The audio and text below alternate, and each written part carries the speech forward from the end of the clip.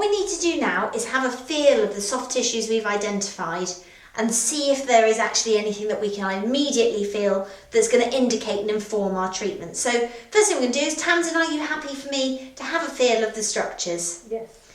Now the best way to do this is in a relaxed position, which is why we've got Tamsin lying on the couch.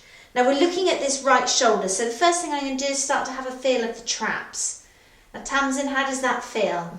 Tight. Tight. Any pain at all? A little bit, but not massive. Perfect. So you can see I'm just using a gentle pressure, effectively having a little bit of a prod around is not a technical term, but it's just feeling what's going on. So it's enough pressure just to feel there's actually some nice lumpy bits under here, a little bit of tension, you can feel the tightness through there.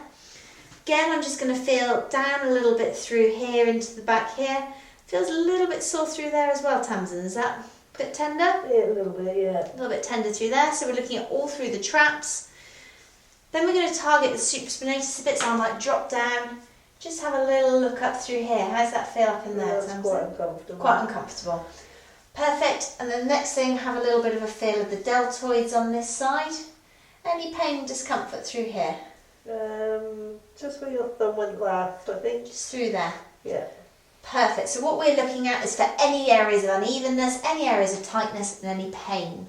Might also feel into the base of the neck, look into the scalenes. Given that that range of movement was so poor through the lateral flexion, how does that feel, Tamsin? Horrible. That's horrible. Yeah. Okay, it's really quite, so to feel it's a little bit uneven through there, quite a lot of sort of almost like palpating gravels is the way I'd describe it.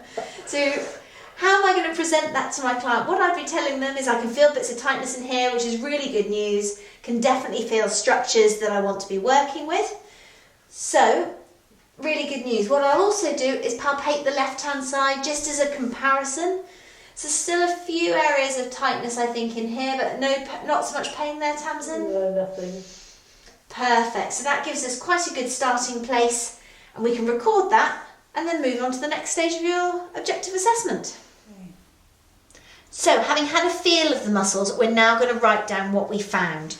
So we recorded the soft tissues we were planning to look at, particularly in this left-hand soft tissues column. Now that correlates directly with this right-hand palpation column. So on the right shoulder in the supraspinatus, that was where I thought it felt sort of tight. So we might put a little T. Also there was some pain, but a low-level pain in there. So perhaps a 2 in there on palpation.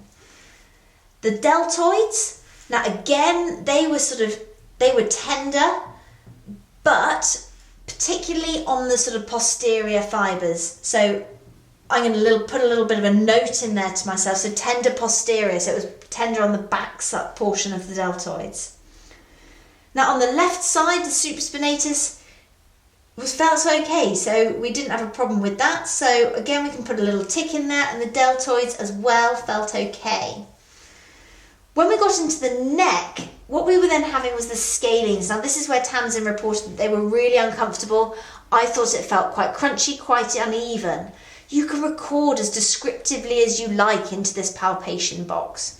So I'm actually going to put in here sort of a pain was increased, so I'm going to put a little up arrow, and that was on the scalenes on the right hand side.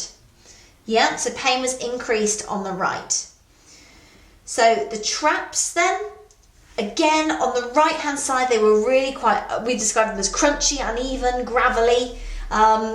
So what we've got then is the trapezius.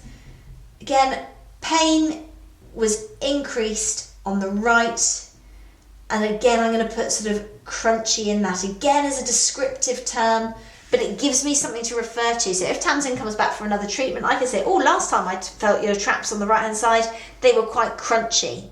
So if they then don't feel so much, that's a good thing.